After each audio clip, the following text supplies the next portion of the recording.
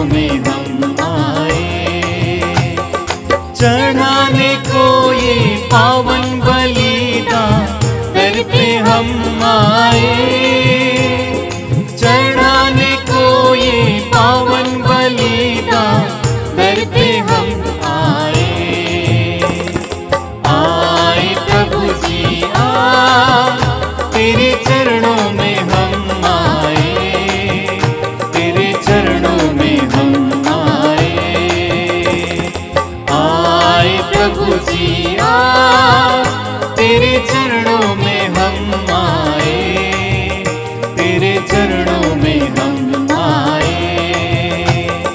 वो है प्रेमी पिता, देता सब कुछ हमें, वो है प्रेमी पिता, देता सब कुछ हमें। दे दो प्रभु दर्शन तेरे, कर दो जीवन सफल, दे दो प्रभु दर्शन तेरे, कर दो जीवन सफल। आए प्रभु जी आए, तेरे चरणों में हम आए, तेरे चरणों में हम आए।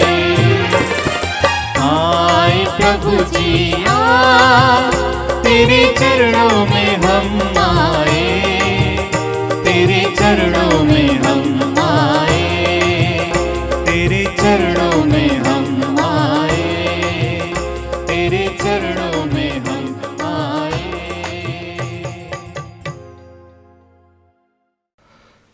पिता और पुत्र और पवित्र आत्मा के नाम पर हमारे पिता ईश्वर और प्रभु यीशु ख्रिस्त की कृपा और शांति आप लोगों के साथ हो और आपकी आत्मा के साथ। ख्रिस्त में मेरे प्यारे भाई और बहनों, हम 40 काल के चौथा सप्ताह में प्रवेश कर चुके हैं। आइए हम अपने आप को देखें, अपने आप को जानने की कोशिश करें। ना जाने कितने बार हम प्रभु से दूर चले जाते हैं, लेकिन प्रभु की आशीष और कृपा हमारे जीवन में बनी रहती है। और यही कारण है कि प्रभु हम लोगों को आज के दिन को देखने के लिए मौका दिया है। आइए हम आज के दिन के लिए प्रभु को धन्यवाद दें, हमारे जीवन के लिए प्रभु को धन्यवाद दें, और विशेष करके इस पवित्र मिसा बलिदान में भाग लेने के लिए प्रभु ने हम लोगों को और एक मौका दिया है और एक अवसर प्रदान किया है। उसके लिए दिल से प्रभु का शुक्रिया अदा करें। आइए हम इस मिसा बलिदान में भाग लेने के लिए अपने आप को देखें कि मैं कहाँ पर हूँ, मेरा जीवन कैसे बीत रहा है, क्या मैं प्रभु के इच्छा के अनुसार जीने की कोशिश करता हूँ या अपने मनमर्जी करता हूँ। आइए हम अपने आप को जांच कर देखें। इस पापमय संसार में रहते हुए ना जाने कितने बार हम प्रभु से दूर चले जाते हैं, अपने मन वचन कर्म से जाने अनजाने में गलतियां कर बैठते हैं, प्रभु के इच्छा के अनुसार जीवन नहीं बिता पाते हैं। और यही कारण है कि प्रभु आज हमें और एक मौका दिया है प्रभु से माफ़ी मांगने के लिए, क्षमा मांगने के लिए। आइए हम उन पलों के लिए प्रभु से क्षमा मांगे जब हम प्रभु से दूर गए, प्रभु की बात नहीं सुनी, प्रभु की मर्जी नहीं पूरी की। उन पलों के लिए प्रभु से क्षमा मांगते हुए प्रभु से कहे, प्रभु मुझ पापी पर दया कर। आइए हम पश्चातापी हृदय से प्रभु के पास लौटें ताकि हम इस पवित्र बलि भोज में भक्ति भाव से तथा योग्य रीति से भाग ले सके। आइए हम दयाचना का गीत गाएं।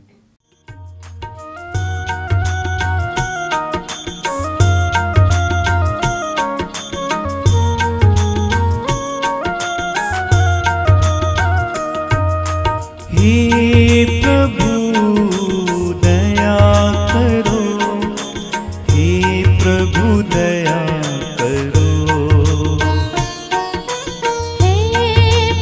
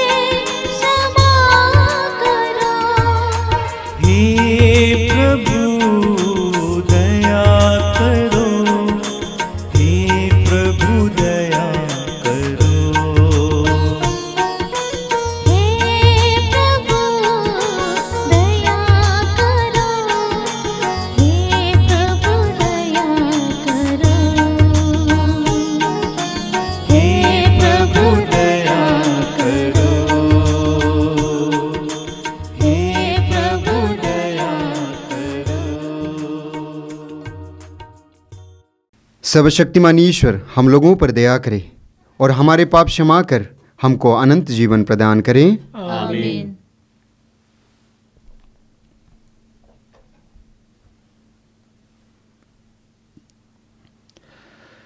हम प्रार्थना करें। हे ईश्वर, तू अपने अनादि शब्द द्वारा मानव जाति के साथ अद्भुत रीति से मेल मिलाप करता है। ख्रिस्तीय प्रजा ज्वलंत भक्ति और प्रबल विश्वास के साथ आगामी समारोहों को मनाने के लिए शीघ्रता से आगे बढ़े। हम यह प्रार्थना करते हैं अपने प्रभु तेरे पुत्र यीशु ख्रिस्त के द्वारा, जो तेरे तथा पवित्र आत्मा के संग एक ईश्वर होकर युगानुयुग जीते और राज्य करते हैं। आमीन।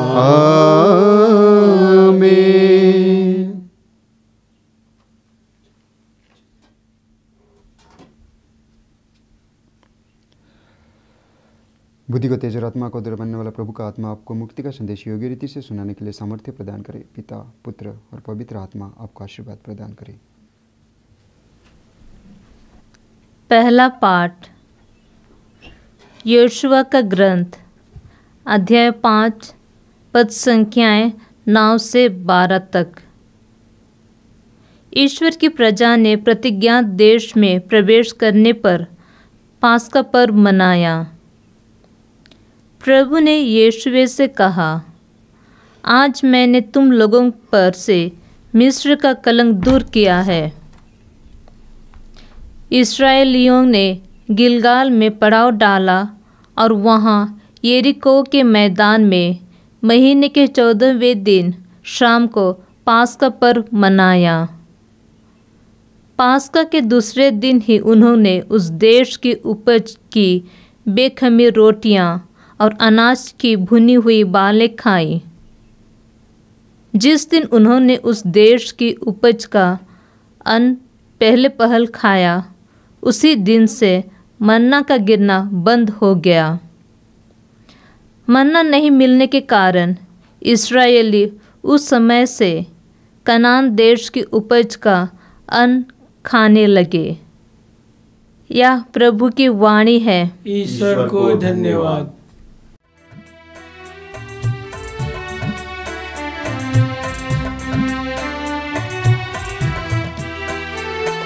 मैं कभी तुम्हारा साथ ना छोड़ूंगा, मैं कभी तुम्हारा साथ ना छोड़ूंगा। दुनिया के अंतिम क्षणों तक साथ रहूंगा।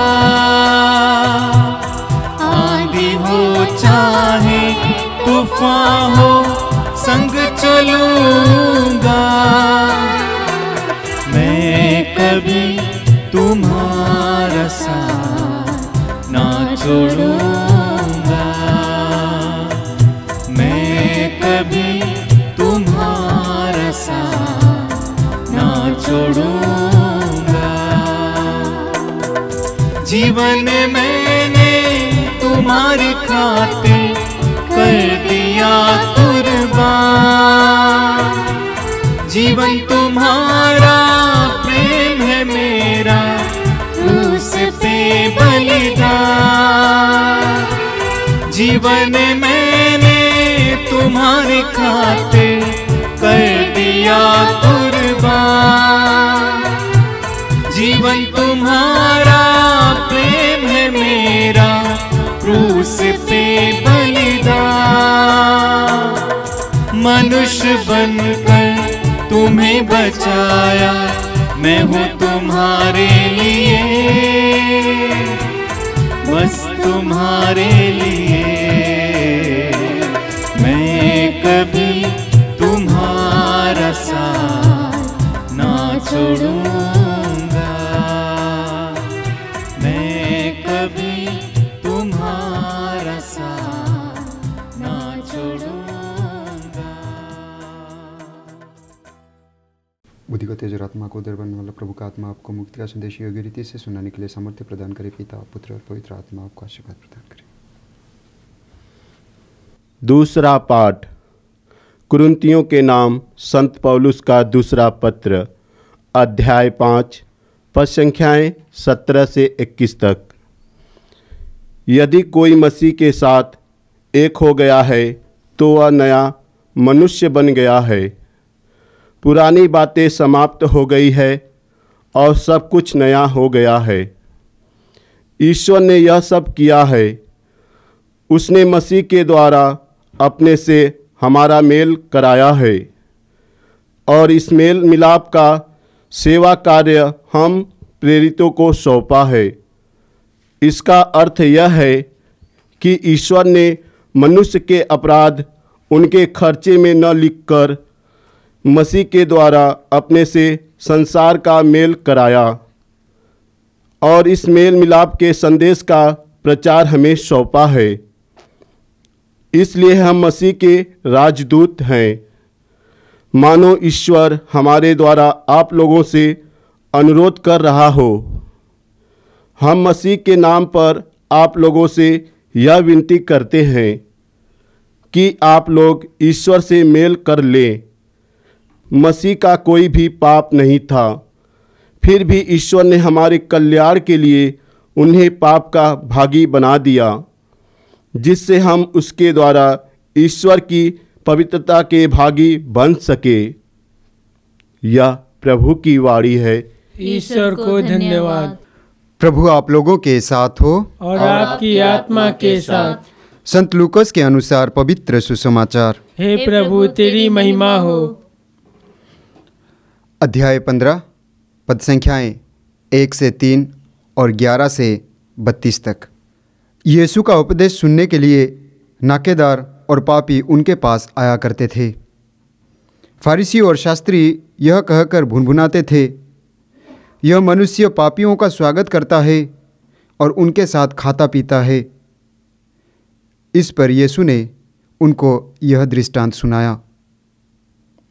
किसी मनुष्य के 2 पुत्र थे। छोटे ने अपने पिता से कहा, पिताजी, संपत्ति का जो भाग मेरा है मुझे दे दीजिए। और पिता ने उनमें अपनी संपत्ति बांट दी। थोड़े ही दिनों बाद छोटा बेटा समस्त संपत्ति एकत्र कर किसी दूर देश चला गया और वहाँ उसने भोग विलास में अपनी संपत्ति उड़ा दी। जब वह सब कुछ खर्च कर चुका तो उस देश में भारी अकाल पड़ा और उसकी हालत तंग हो गई। इसलिए वो उस देश के एक निवासी का नौकर बन गया, जिसने उसे अपने खेतों में सूअर चराने भेजा। जो फलियां सूअर खाते थे उन्हीं से वो अपना पेट भरना चाहता था, पर कोई भी उसे उनमें से कुछ नहीं देता था।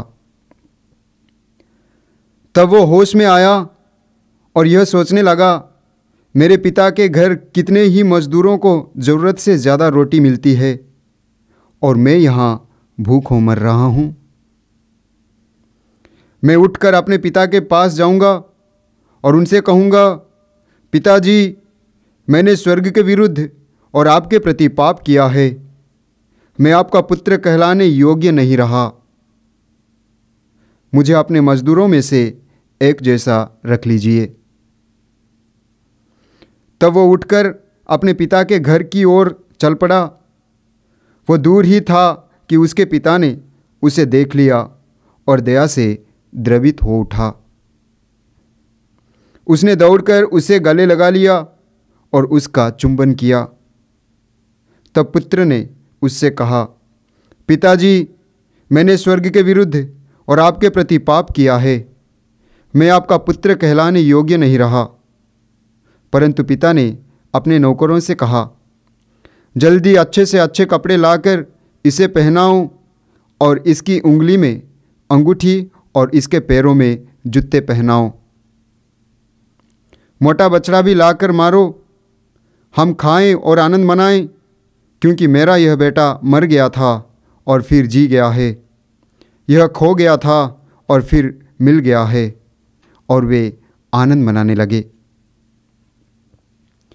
उसका जेठा लड़का खेत में था। जब वो लौटकर घर के निकट पहुंचा तो उसे गाने बजाने और नाचने की आवाज़ सुनाई पड़ी। उसने एक नौकर को बुलाया और इसके विषय में पूछा। इसने कहा, आपका भाई आया है और आपके पिता ने मोटा बछड़ा मारा है, क्योंकि उन्होंने उसे भला चंगा वापस पाया है। इस पर वो क्रुद्ध हो गया और उसने घर के अंदर जाना नहीं चाहा।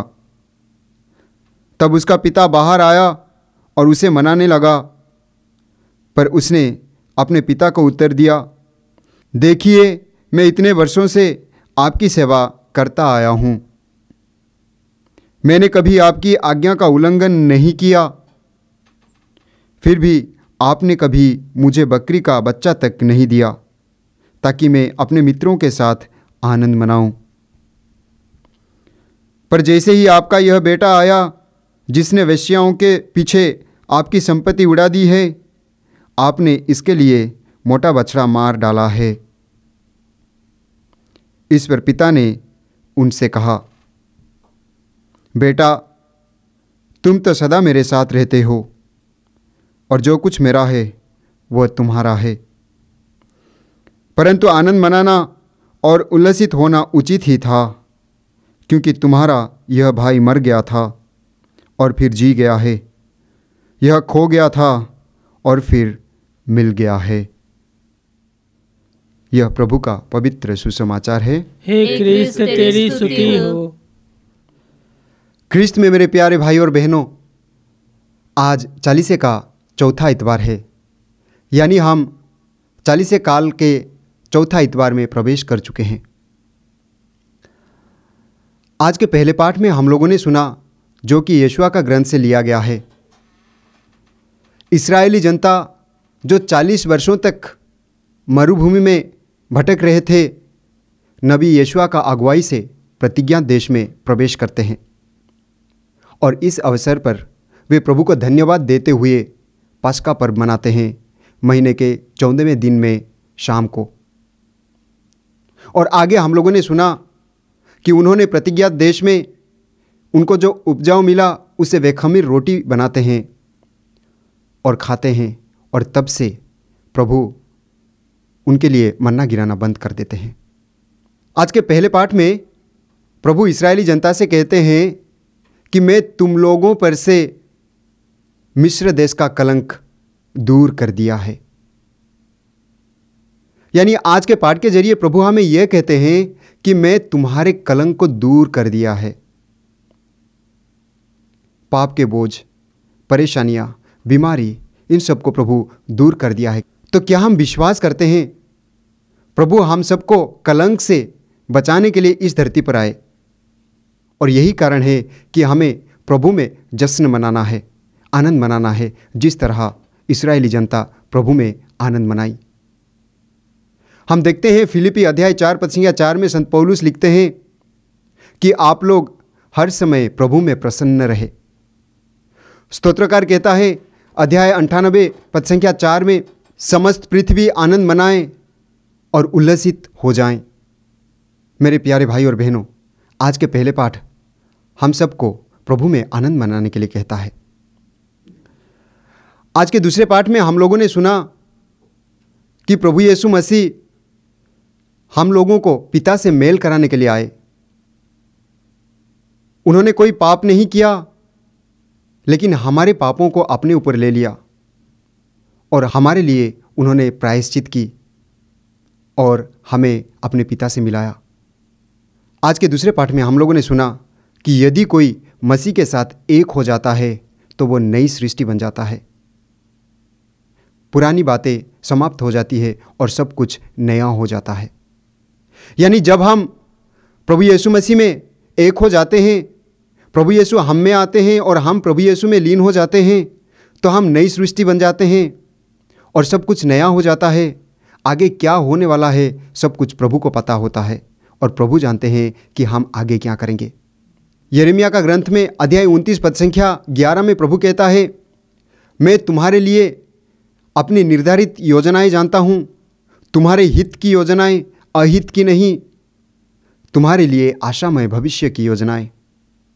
यानी जब हम प्रभु में एक हो जाते हैं तो प्रभु हमारे लिए एक नया योजना बना के रखे हैं, उसके बारे में बताते हैं और उस योजना हमारे जीवन में प्रभु पूरा करते हैं।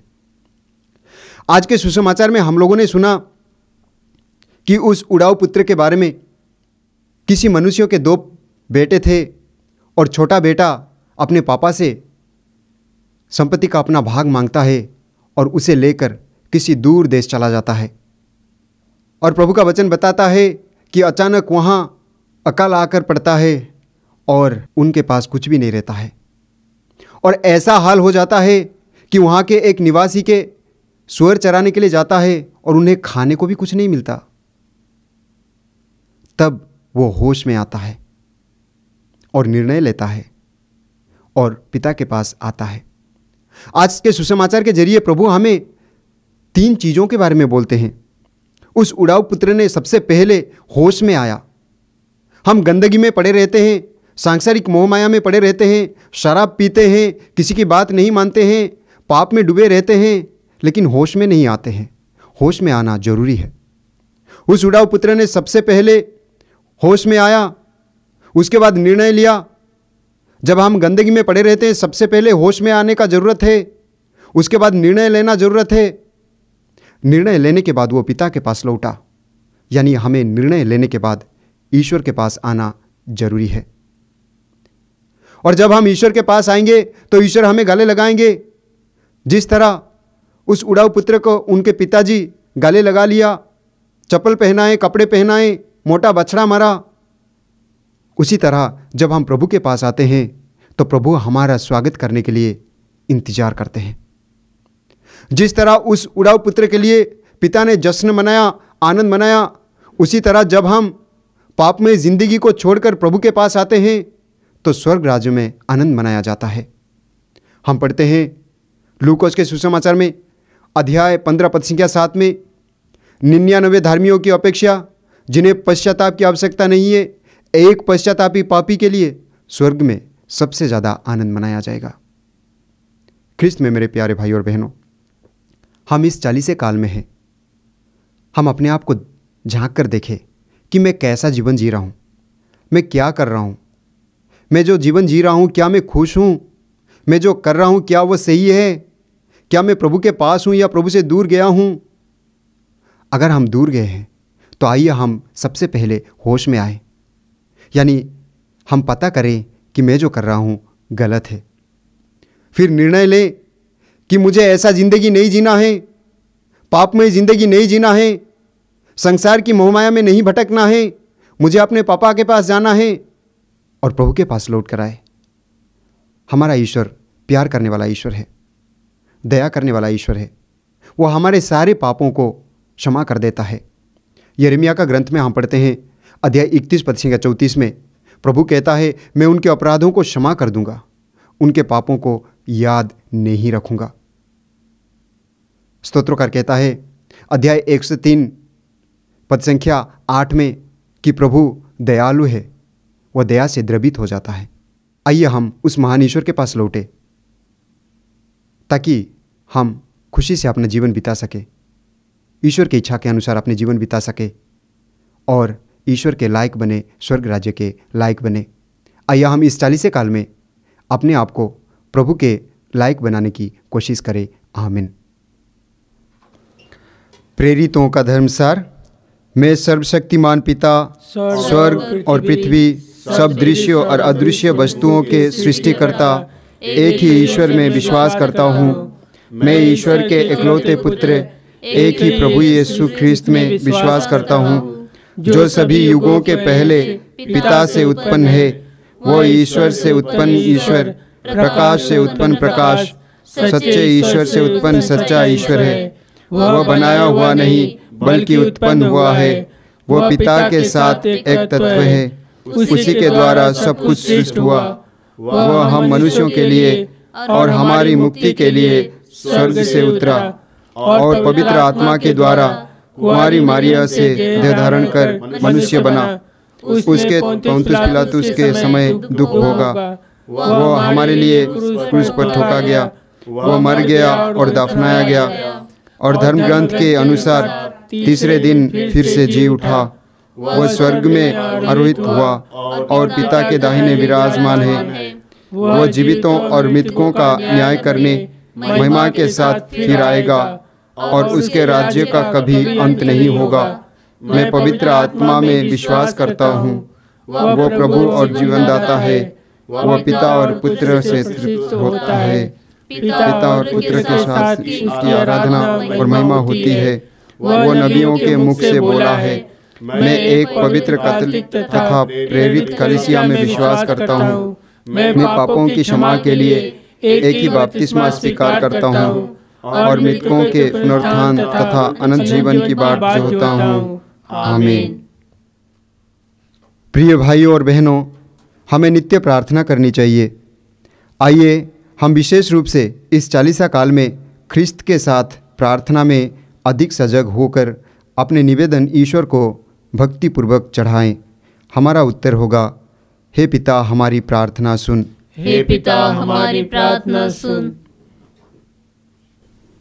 हे पिता परमेश्वर, आज हम हमारे संत पिता फ्रांसिस, सभी धर्माध्यक्षों, सभी पुरोहितों और सभी धर्म बहनों के लिए प्रार्थना करते हैं कि आप इन्हें पवित्र आत्मा से भर दीजिए, ताकि आपकी कलीसिया तथा लोगों की सेवा कर अधिक से अधिक लोगों तक सुसमाचार का प्रचार कर सके। इसके लिए हम पिता परमेश्वर से प्रार्थना करें। हे पिता हमारी प्रार्थना सुन। हे पिता परमेश्वर, आज हम उन बेरोजगार भाई बहनों के लिए प्रार्थना करते हैं जो रोजगार की तलाश में इधर उधर भटक रहे हैं। कई लोग निराश हो गए हैं। हे पिता, तू उनके निराशा को आशा में बदल दे। कई भाई बहनें आत्महत्या करने की सोचते हैं। हे पिता, उन्हें सद्बुद्धि प्रदान कर, जिससे वे आपको पहचान सके और आपकी महिमा कर सके। इसके लिए हम पिता ईश्वर से प्रार्थना करें। हे पिता हमारी प्रार्थना सुन। हे पिता परमेश्वर, आज हम उन गरीब एवं अनाथालय में रहने वाले बच्चों के लिए प्रार्थना करते हैं और जो उनकी देखरेख कर रहे हैं। हे पिता, तू उन पर अपना दाहिना हाथ बढ़ाकर आशीष दीजिए। उन बेघर लोगों के लिए भी प्रार्थना करते हैं जो इधर उधर भटकते हैं। उन पर आपकी आशीष बनी रहे। इसके लिए हम पिता परमेश्वर से प्रार्थना करें। हे पिता हमारी प्रार्थना सुन। हे पिता परमेश्वर, हमारे देश के सभी राजनेताओं के लिए प्रार्थना करते हैं कि इन्हें सद्बुद्धि दे, ताकि वे देश की सेवा निस्वार्थ भाव से करें, जिससे वे देश में शांति एवं भाईचारा बनी रहे। इसके लिए हम पिता परमेश्वर से प्रार्थना करें। हे पिता हमारी प्रार्थना सुन। हे पिता परमेश्वर, आज हम मातृधाम आश्रम परिवार में रहने वाले सभी पुरोहितगण, धर्म बहनें, अन्य सेवा कर्मी एवं आश्रय के मानसिक रोगियों के लिए प्रार्थना करते हैं। विशेषकर हम स्वामी जी को आपके चरणों में रखते हैं। हे पिता, तू उन्हें अपना पवित्र दाहिना हाथ से स्पर्श कर, ताकि जल्द से जल्द सुस्वस्थ होकर आपके पवित्र सुसमाचार को अधिक से अधिक लोगों तक पहुंचा सके। इसके लिए हम पिता ईश्वर से प्रार्थना करें। हे पिता हमारी प्रार्थना सुन। हे प्रभु, तेरी प्रजा सारे हृदय से तेरी ओर उन्मुख हो। जो कुछ हम प्रार्थना में तुझसे मांगने का प्रेम पूर्वक साहस करते हैं, उसे दयापूर्वक हमें प्रदान करने की कृपा कर। हम यह प्रार्थना करते हैं अपने प्रभु ख्रीस्त के द्वारा। आमीन।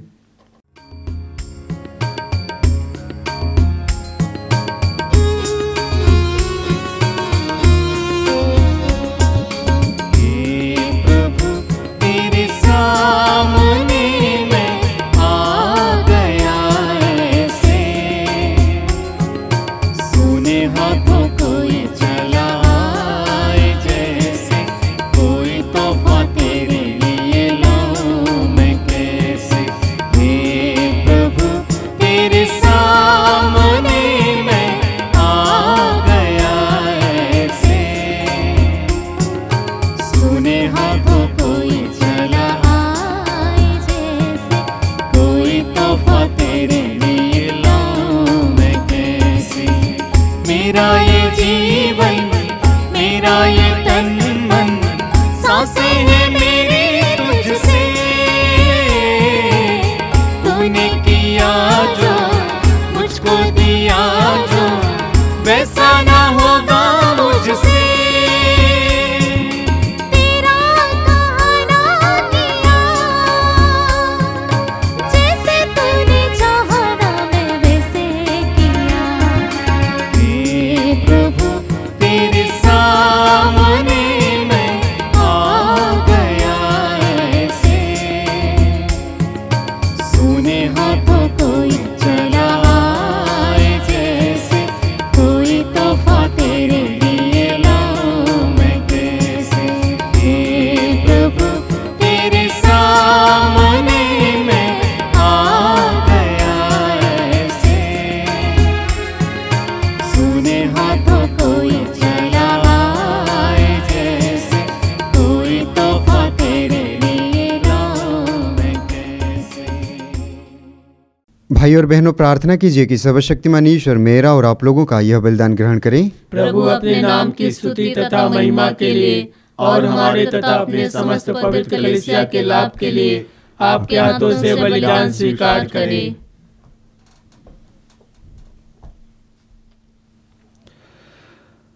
हम प्रार्थना करें। हे प्रभु, हम हर्षित मन से ये दान तेरे सम्मुख लाते हैं। ये अनंत जीवन के लिए हमारी औषधि है। ऐसी कृपा कर कि हम श्रद्धापूर्वक इनका आदर करें और समस्त संसार की मुक्ति के लिए इन्हें अर्पित करें, हमारे प्रभु ख्रीस्त के द्वारा। प्रभु आप लोगों के साथ हो और आपकी आत्मा के साथ। प्रभु में मन लगाइए, हम प्रभु में मन लगाए हुए हैं। हम अपने प्रभु ईश्वर को धन्यवाद दें, यह उचित और न्याय संगत है। हे प्रभु पवित्र पिता, सर्वशक्तिमान और शाश्वत ईश्वर, यह वास्तव में उचित और न्याय संगत है, हमारा कर्तव्य तथा कल्याण है कि हम सदा और सर्वत्र अपने प्रभु ख्रीस्त के द्वारा तुझे धन्यवाद दें। इन्होंने अंधकार में भटकती मानव जाति पर देह धारण का रहस्य प्रकट करके उसे विश्वास का दिव्य आलोक प्रदान किया और आदि पाप की दास्ता में जन्म लेने वालों को बपतिस्मा के जल से शुद्ध करके अपने दत्तक पुत्र पुत्रियां बना लिया है। इसलिए स्वर्ग और पृथ्वी के सभी प्राणी नूतन गान से तेरी आराधना करते और हम भी असंख्य स्वर्गदूतों के साथ तेरे यश की घोषणा करते हैं। पवित्र पवित्र पवित्र प्रभु विश्वमंडल के ईश्वर, स्वर्ग और पृथ्वी तेरी महिमा से परिपूर्ण है। सर्वोच्च स्वर्ग में होसन्ना। धन्य वे जो प्रभु के नाम पर आते हैं। सर्वोच्च स्वर्ग में होसन्ना।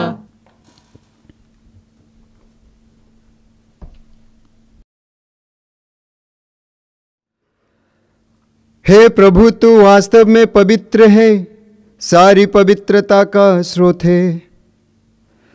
हम तुझसे प्रार्थना करते हैं, तू इन उपहारों को अपने आत्मा के संस्पर्श से पवित्र कर दे कि ये हमारे प्रभु यीशु ख्रीस्त के शरीर तथा रक्त बन जाएं।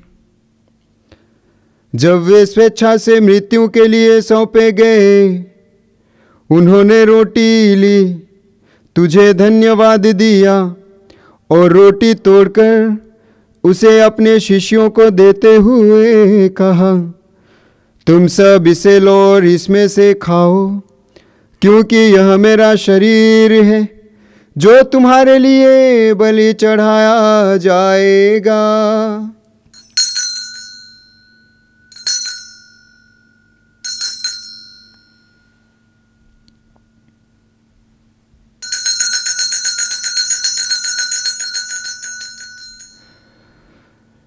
इसी भांति भोजन के बाद उन्होंने कटोरा लिया, तुझे धन्यवाद दिया और उसे अपने शिष्यों को देते हुए कहा, तुम सब इसे लो और इसमें से पियो, क्योंकि यह मेरे रक्त का कटोरा है, नवीन और अनंत व्यवस्थान का रक्त, जो तुम्हारे और बहुतों के पापों की क्षमा के लिए बहाया जाएगा। तुम मेरी स्मृति में यह करो।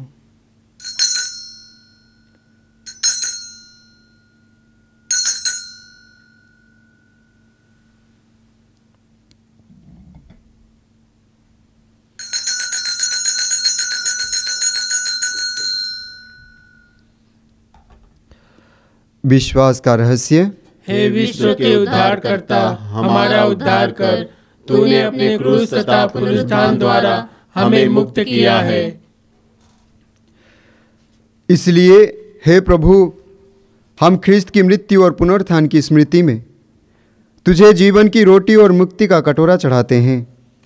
हम तुझे धन्यवाद देते हैं कि तूने हमें अपने सम्मुख उपस्थित होने और अपनी सेवा करने का सौभाग्य प्रदान किया है।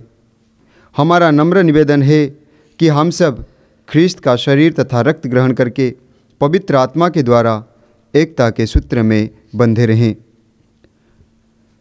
हे प्रभु, हमारे संत पिता फ्रांसिस, हमारे धर्माध्यक्ष यूजिन जोसेफ और सभी याजकों के साथ विश्व भर में फैली अपनी कलीसिया की सुधि ले तथा इसे प्रेम में सिद्ध बना दें।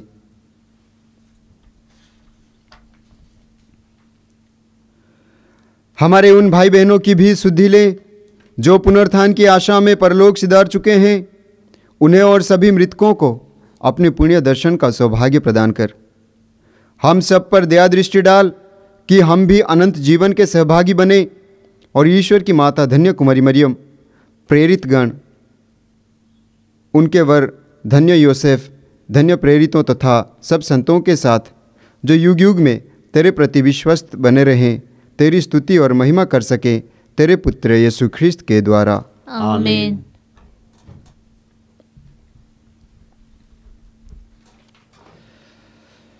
इन्हीं प्रभु ख्रिस्त के द्वारा, इन्हीं के साथ और इन्हीं में, हे सर्वशक्तिमान पिता ईश्वर, पवित्र आत्मा के साथ सारा गौरव तथा सम्मान युगानुयुग तेरा ही है।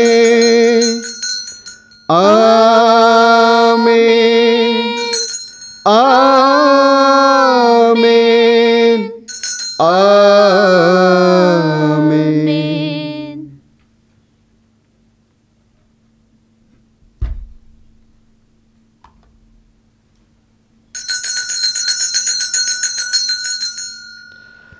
हे हमारे पिता, तू जो स्वर्ग में है, तेरा नाम पवित्र माना जाए, तेरा राज्य आवे, तेरी इच्छा जैसे स्वर्ग में है वैसे इस पृथ्वी पर भी पूरी हो। हमारा प्रतिदिन का आहार आज हमें दे दे, और हमारे अपराध हमें क्षमा कर, जैसे हम भी अपने अपराधियों को क्षमा करते हैं, और हमें परीक्षा में न डाल, परंतु बुराई से बचा।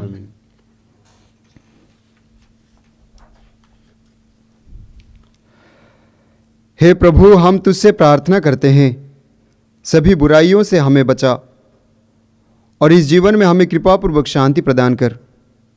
हम तेरी दया से सदा पाप से दूर और हर विपत्ति से सुरक्षित रहें और उस दिन की प्रतीक्षा करते रहें जब हमारे मुक्तिदाता यीशु ख्रिस्त फिर प्रकट होकर हमारी धन्य आशा पूरी करेंगे।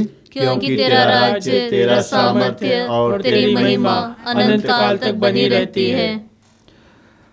हे प्रभु यीशु ख्रिस्त, तूने अपने प्रेरितों से कहा है, मैं तुम्हारे लिए शांति छोड़ जाता हूँ, अपनी शांति तुम्हें प्रदान करता हूँ। तू हमारे पापों पर नहीं, अपनी कलीसिया के विश्वास पर दृष्टि डाल और उसे कृपापूर्वक शांति तथा एकता प्रदान कर। तू युगानुयुग जीता और राज्य करता है। आमीन। प्रभु की शांति सदा आप लोगों के साथ रहें और आपकी आत्मा के साथ। परस्पर शांति अभिवादन कीजिए।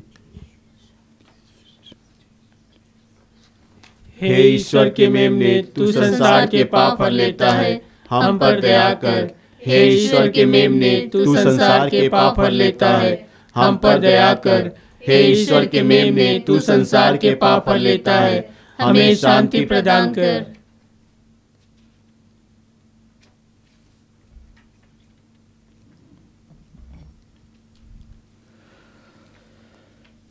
देखिए ईश्वर का मेमना, इन्हें देखिए जो संसार के पाप हर लेते हैं। धन्य है वे जो मेमने के भोज में बुलाए गए हैं। हे प्रभु, मैं इस योग्य नहीं हूँ कि तुम मेरे यहाँ आवे, किंतु एक ही शब्द कह दे और मेरी आत्मा चंगी हो जाएगी।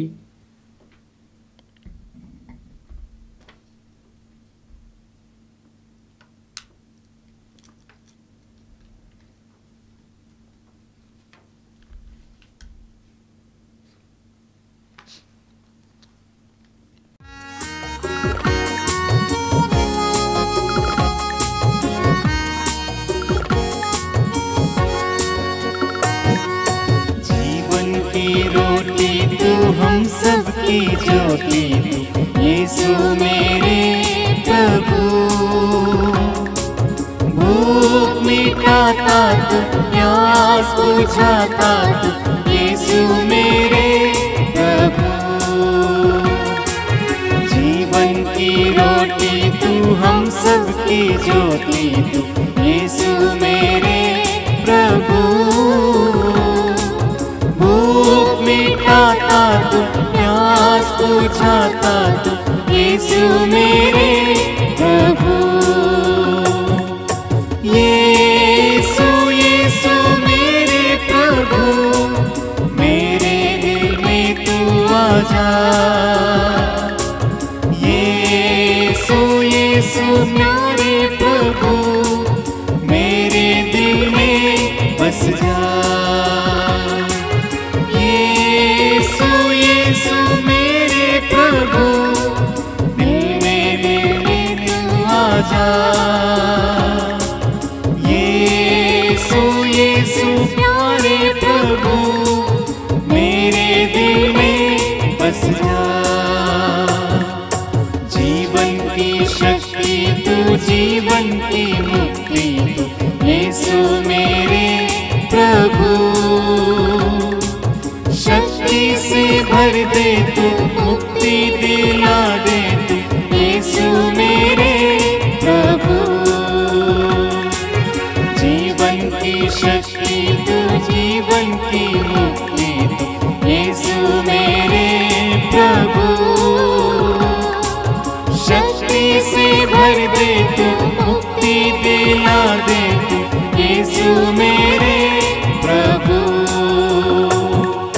यीशु यीशु मेरे प्रभु, मेरे दिल में तू आ जा।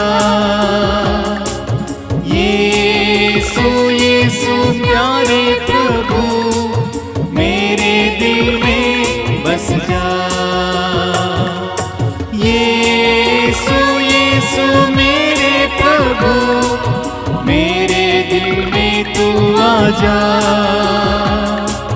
यीशु यीशु प्यारे प्रभु, मेरे दिल में बस जा।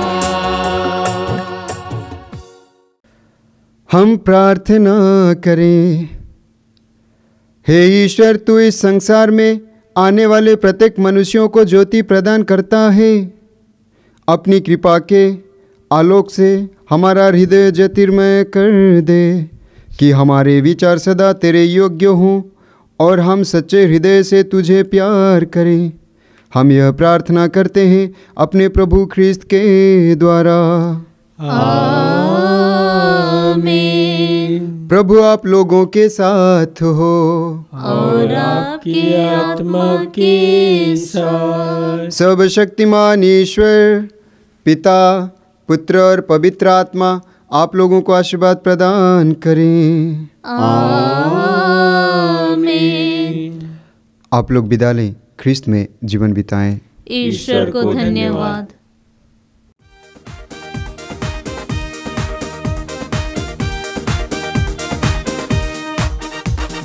जय देने वाले प्रभु यीशु को कोटि कोटि धन्यवाद। जय देने वाले प्रभु यीशु को इसी में